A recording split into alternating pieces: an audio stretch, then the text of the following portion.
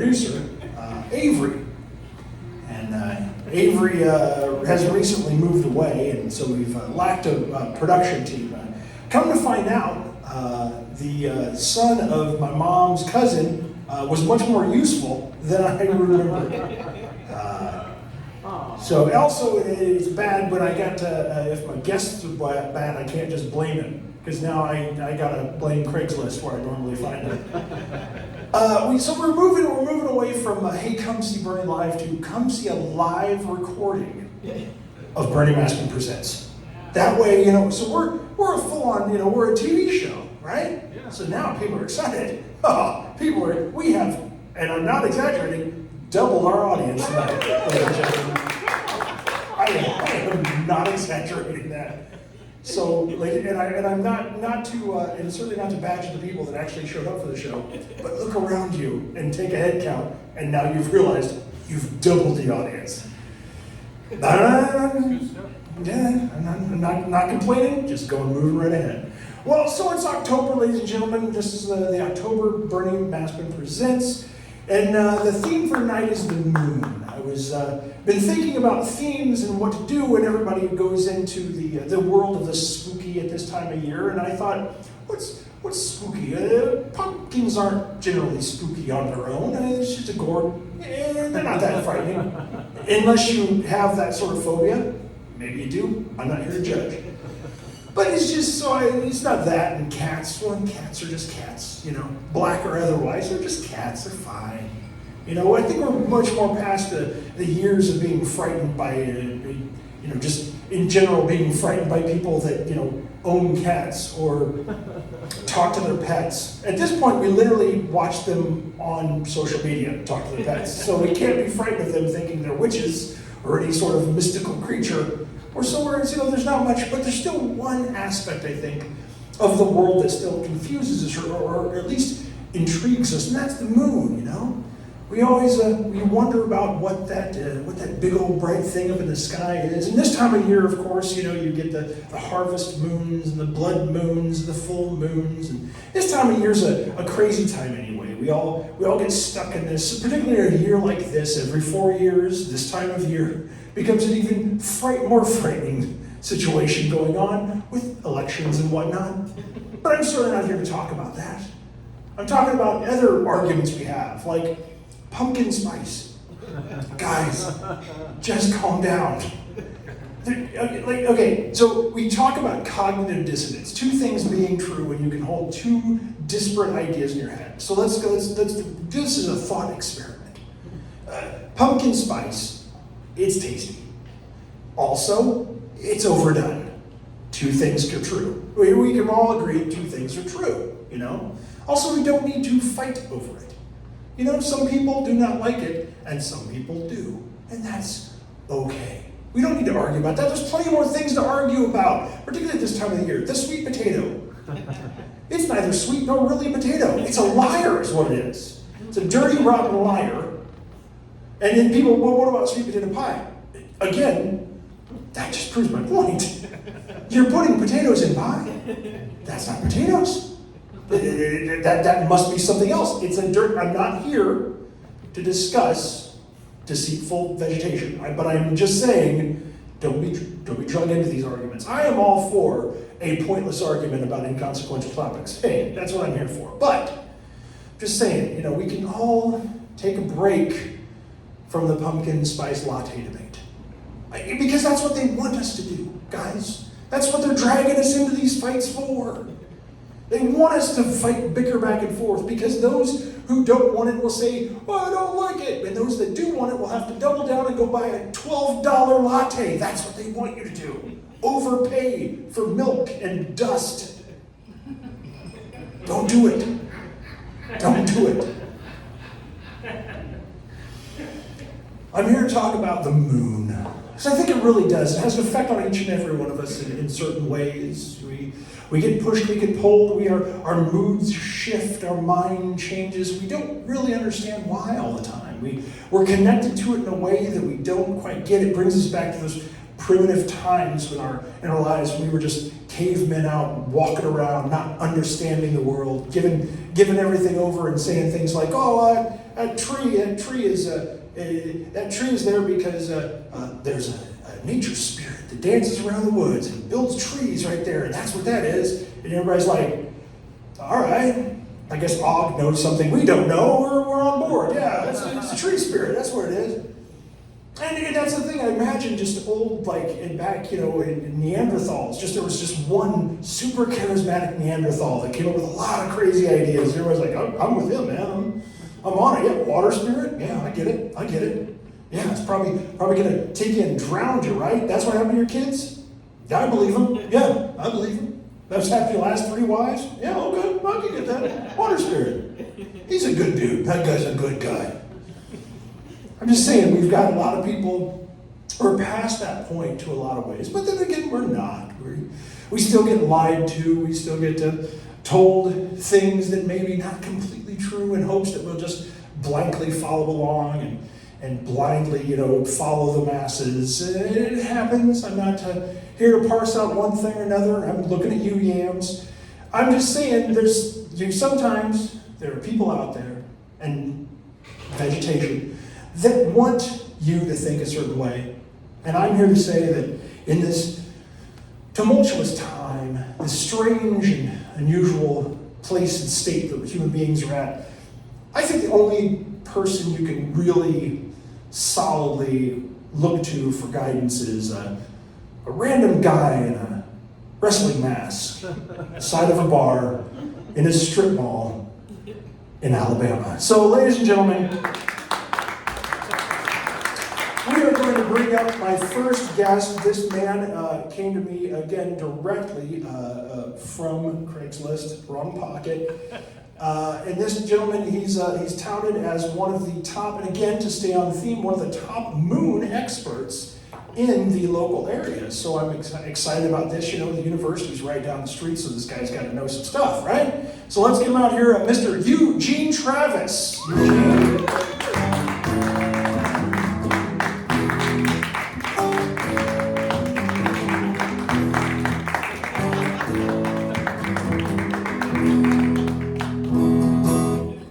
Mr. Eugene Travis, thank you so much for being here and being with us.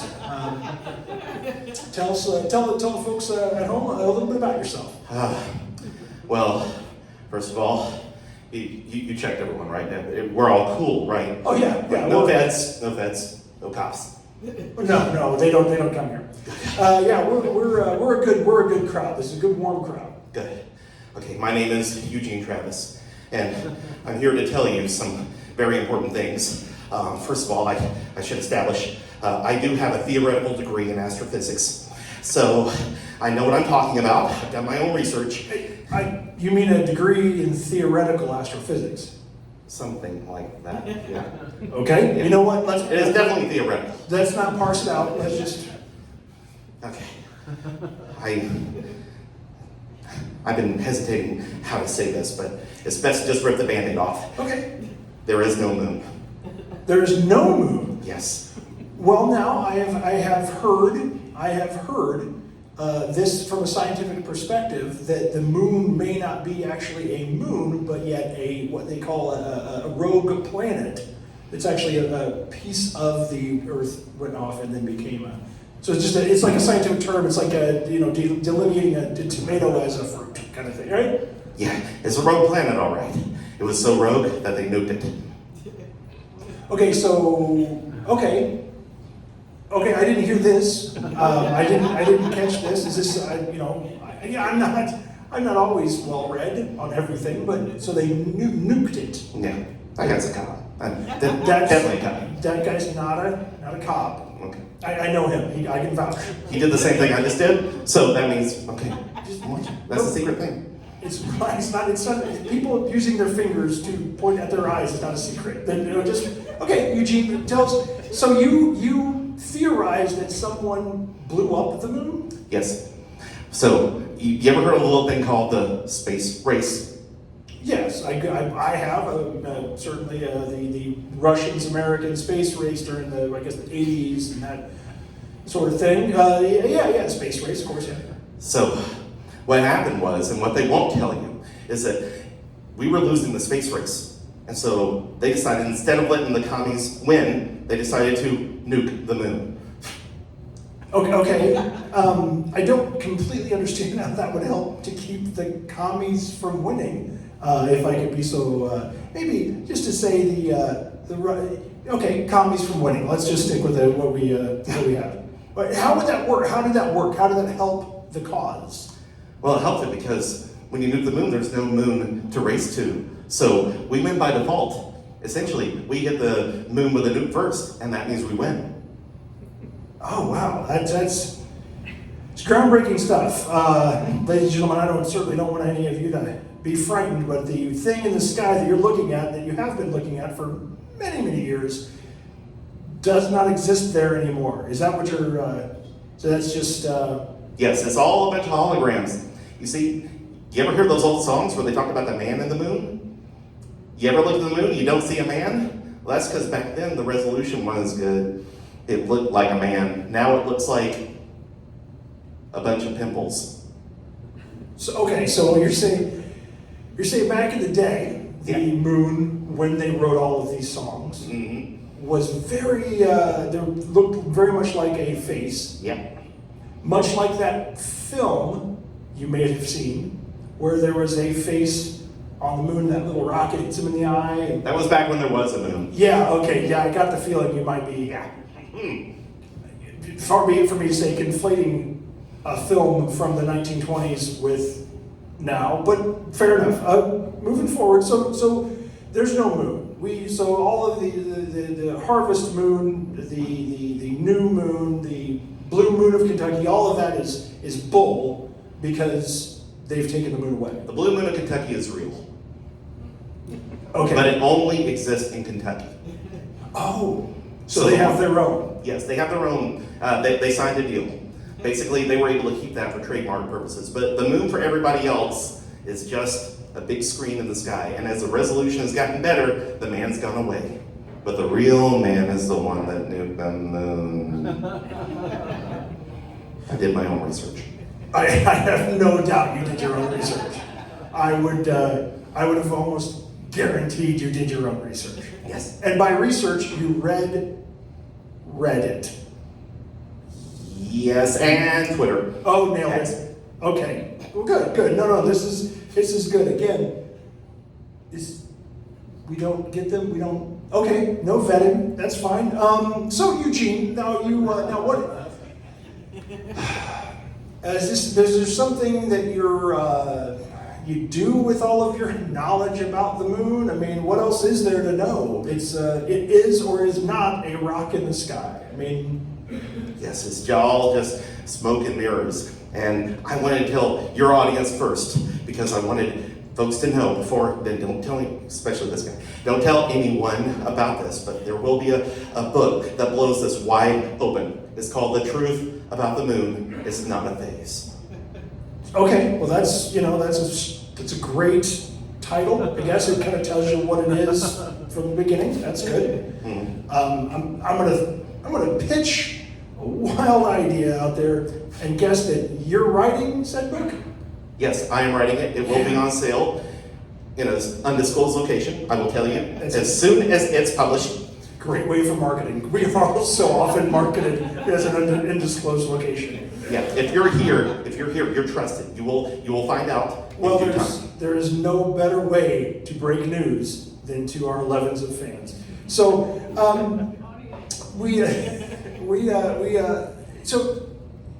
so you've written a whole book about something that theoretically isn't there.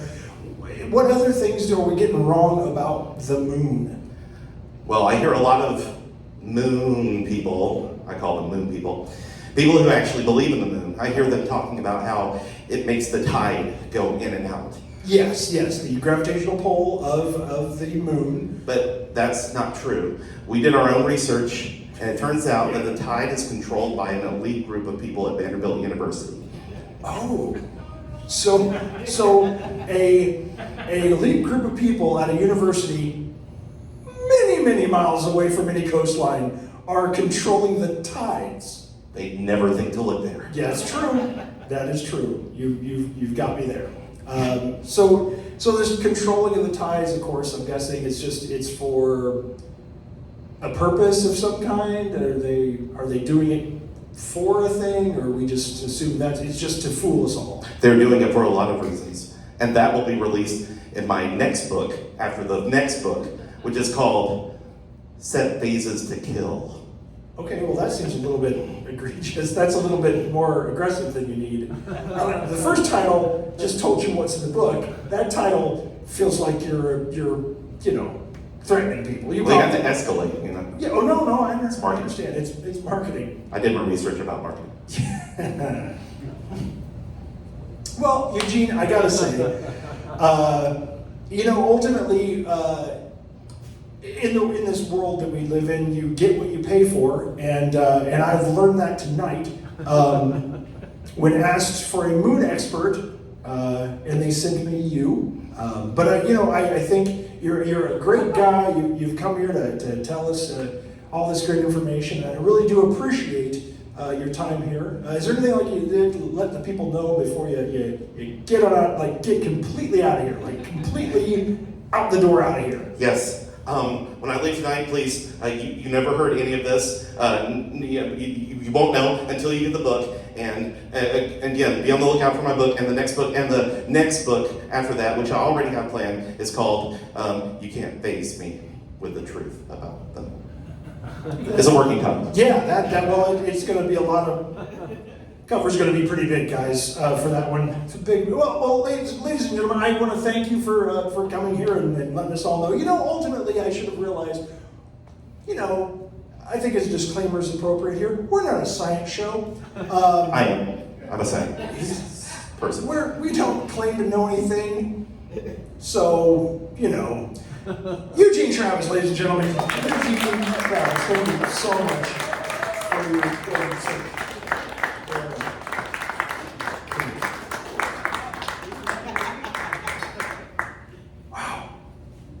There's times in my life where I wonder if any of this is worth it.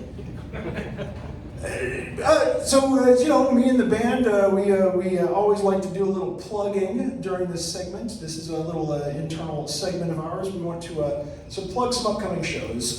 So here in the Birmingham region, we've got some amazing Nope, I'm going to start that one. Here in the Birmingham region, we have good improvisers.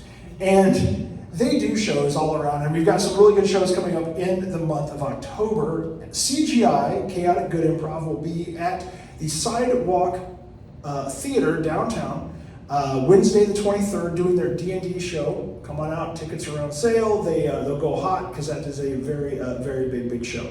Well attended. If you like Dungeons and Dragons, you'll enjoy that show. If you don't know what that is, you'll still enjoy it because, you can see a bunch of other nerds having a good time. It's a good time. You'll have a good time. And also, coming up in the month of October, ETC will be doing 2 shows at Birmingham Festival Theater. That is Vulcan's Spooky Pants. It is a short-form show themed around the Halloween theme. It's always a good time, and so get out there. Tickets also on sale at ETC Birmingham, or etcbham.org. So please make your way out to see those shows. Now, normally we would have some hilarious and delightful segment here in this time period, but we didn't plan one, and so we don't have one. Now, I thought about doing a song, but then I thought, we do a song at the end, and we plan that, and then we didn't do a song, and we're not talented enough to do an unplanned one, because we've suddenly discovered that. And this is a fun pull behind the curtain, that once we've played a song on this stage, we instantly forget it and never can remember it. We have played, it's October, we've played 10 songs, 10 full songs on this stage, and can remember none of them except for the one for tonight. So it's an amazing thing. We never have to worry about the band filling up. He's like a one-song jukebox. Just never have to worry about it getting too full, just the one song, and we're covered. But it's good. So we were talking about making an album doing an album at the end of the year, a big Bernie Maskman album, all 12 songs that you may have heard. Had you listened to each show, been here for each show, you'd have heard them live.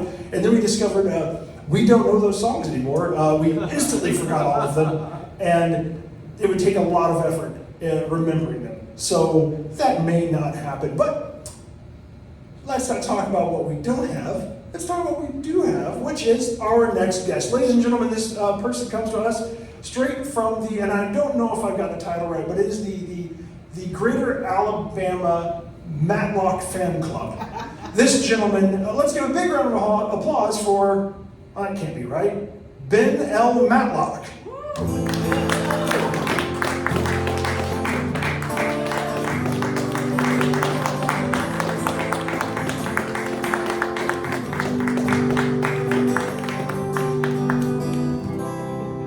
Ben L.Matlock. That isn't that. I must have written that down wrong. What's your name, sir? My name is Ben Matlock. Well, that's a pretty fortuitous thing, I guess. If you became a fan, I mean, were you drawn to the show because of the name, or? Well, no. I chose the name because I was a fan of the show and hot dogs. Oh, okay. So you just you went for the persona because of the show. Oh yeah. I was born Jerry Rivers. Okay. But then in 1986, I saw this amazing show by this defense attorney, Benjamin Leighton Matlock, and his daughter, Charlene, Okay. and fell in love. I fell in love with the show, fell in love with the idea, fell in love with the suit. It's a nice looking suit. So I legally changed my name to Benjamin L. Matlock, and that was the easy part. Well, okay. That's simple enough. You've changed your name. You've changed your wardrobe, I'm assuming. That's right. Now the fan club was thriving back at this point in time. I can imagine when the show was on, it was a very big fan club. Oh, absolutely. And I've noticed over the past several years, some of our more long-standing members have begun dying off in tragically large numbers. I can imagine, both with the fact that the show is no longer, it's syndication, but no longer actively on. But also, Well, Bernie, it's been off the air for 30 years. Yeah, well, that's what I'm kind of getting at. So it would make sense that maybe the fan club is not getting a whole lot of fresh blood. And We weren't for a long time. And then, of course, that affront to human nature, Kathy Bates. Oh, I think I see. Okay. She decided she was going to resurrect the franchise out of nowhere, out of nothing, not even in Georgia. Nary a hot dog in the first episode, not one. I was watching. I can imagine you were, and I have to point out, I don't appreciate being brought here to True Story on the one night of the week they don't serve hot dogs. oh, you know what? I really did not. I did not know that was the case. I apologize. Yeah, well, you look into it. You know what? I will do a little detective work. See what I did because of Matlock. Well, I'm not a detective. I'm a defense attorney. Yeah, no, I understand that. I never really understood what Matlock did. Did he solve crimes, or did he just did like attorney stuff? Oh, Bernie, you ignorant wretch. He's a defense attorney.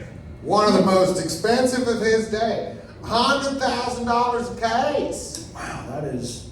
And back in 1986, $100,000 actually meant something. Yeah, that's a big price tag. Yeah. You think with just an old, hometowny kind of guy like Ben, he would be just, Well, to put it in his own words, he liked money. It's pretty, it's green, it's got numbers on it. Some of them go way on up yonder. He's not afraid of that, not afraid to earn a living. honestly, with his skills, went to Harvard Law School. Oh, yeah. And, of course, now for me personally, of course, Benjamin Leighton Matlock was a fictional character. I changed my name to honor him. Yes. And became president of the fan club. Sure. And like I said earlier, that was the easy part. Okay. The hard part was I got married, found a woman, a wonderful woman, beautiful, amazing woman. Grew up on one of them hippie communes where they don't believe in cable television or so. Oh, that would be a rough one for me. She'd never seen an episode, but she agreed to take my name. But I wanted it to be canonical, so I had to convince her to change her name to Leanne. Which, you know, some names that's an easy sell. When your name is Prunella, apparently it's not. Well, I can understand. That is a big ask in any relationship, to change both first and last name. Absolutely. Well, and of course, as soon as she did it, I realized I was in a pickle. Because Leanne Matlock was Ben's daughter. How would it look to be married to his own daughter? Oh, that is.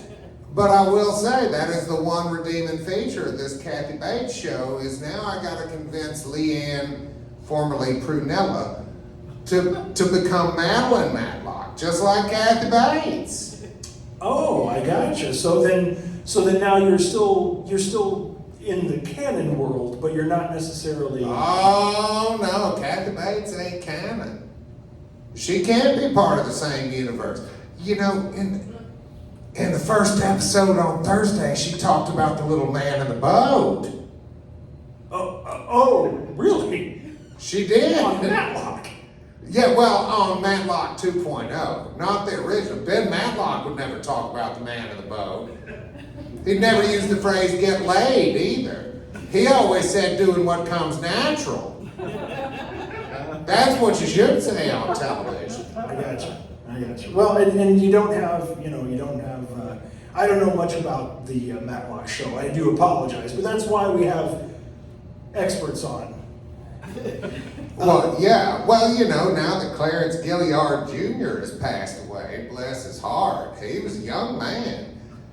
He was Conrad McMasters. He was on that Walker, Texas Ranger. Oh, that guy. Yeah, the actor that played the on Walker and in Matlock. Yes, he's a fine investigator, but sadly he's gone. And they ain't got no Conrad McMasters on the new show. I have a hard time getting behind that, Bernie. No, I can understand that. I mean, you know what though? Things change, things move on. You can't stay stuck in something, like say for 30 years after something is gone. You don't have to stay locked into anything. I don't know what kind of harshness you're talking about. Mayberry is still just as fresh as it was the day it aired in 1964. Yeah, well, I'm simply saying, no, I'm certainly not here to judge or to tell you anything about what needs or needs not be done. But you know, there's something new. It's a new age. It's a new era, and maybe somebody comes along and sees this new Matlock and gets interested, and then finds the old show and then becomes interested in that as well. Well, it's interesting you bring that up. That's exactly what happened. We got our first new member in the Matlock fan club of Greater Alabama in 20 years after this whole Kathy Bates thing happened. Wow, there you go. Now there's new fresh blood in the group. Yeah, now there's 6 of us again. Normally I would say something very cutting about that, but I am never going to say anything about crowd size. So, my small but mighty is the key. I think it's always, the community is the community regardless of size. Well, and I agree with you. And even though I don't like everything that Kathy Bates has done with my hero's name, I feel like the new show is interesting. It's a little dirty. It's a lot dirtier than Matlock. I mean, the original Matlock. I mean, the worst thing you'd hear there was Matlock calling somebody a jackass. Woo! Language, please. I'm sorry, I didn't realize this was the Christian reading room. No, I'm being facetious, please. No. Oh, good. No, I think that's it. But it is good, you know. You see a new program, you see something about it that reminds you of something earlier that you really enjoyed, but then there's this new and exciting thing that you can get behind. It's good. It's good. Well, and speaking of behinds, that Kathy Bates, around. Oh, I didn't. Wow, I didn't realize you. I didn't think that was necessarily the angle they were taking. With Well, I mean, I'm no silver fox like Andy Griffith, but I can appreciate a well-proportioned woman. Okay, well, there you go. Then, ladies and gentlemen, please get out there and watch the new Matlock because Kathy Bates is a humdinger. At least. Well, you know, Ben, I want to thank you. It was very nice to see you. Now, do you have any community events coming up or anything you need to plug with the society? Oh, yes, we have our annual beach trip with the Matlock Fan Club. That's where we go down to a local beach. We bring 4 people with us. Everybody brings their bathing suit and their beach towel and their Sunday going to meeting dress. And we assault Daniel Roebuck, who played Cliff Lewis on the original series. He was also Grandpa Munster in that 2022 film by Rob Zombie. Oh, That's actually true. No, Not that anybody knows it, but it's true. I'm not doubting any of that information. I will say, assault seems a bit much, but hey, if you're all into it, you do it. Does he know that you're coming to a beach to do that? Is that? No, he thinks he's getting an award. 40 years, he still ain't learned. Luckily, he's probably not watching the show, so we're good. The secret's safe with me, Ben. So I tell you what, we really are very happy to have you here on the show, and thank you so much, ladies and gentlemen, Mr. Ben L.Matlock. Thank you.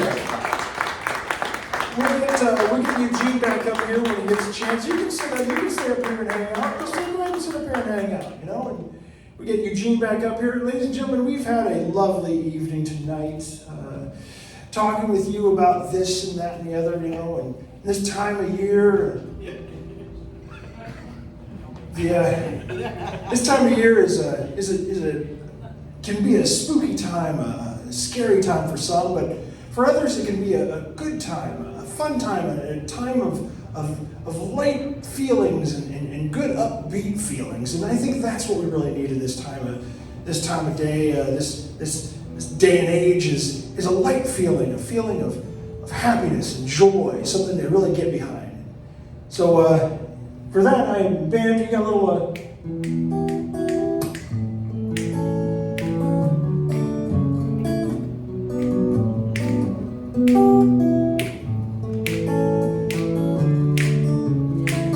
We get it almost every night. We don't bargain, we don't bite. We keep things loose, we keep things light. Everybody's dancing in the moonlight.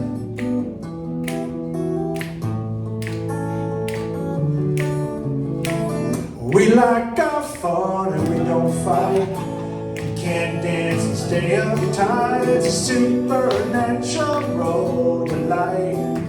Everybody's dancing in the moonlight. Dancing in the moonlight. Everybody's feeling warm and bright. It's such a fine and natural sight. Everybody's dancing in the moonlight.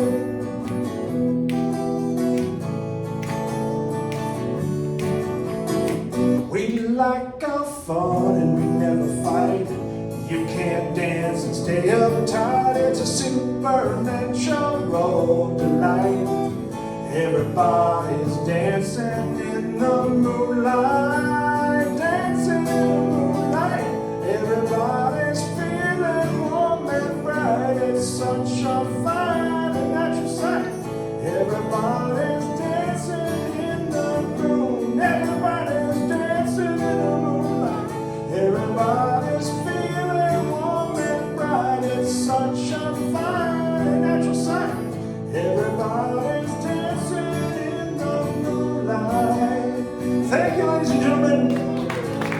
a good night.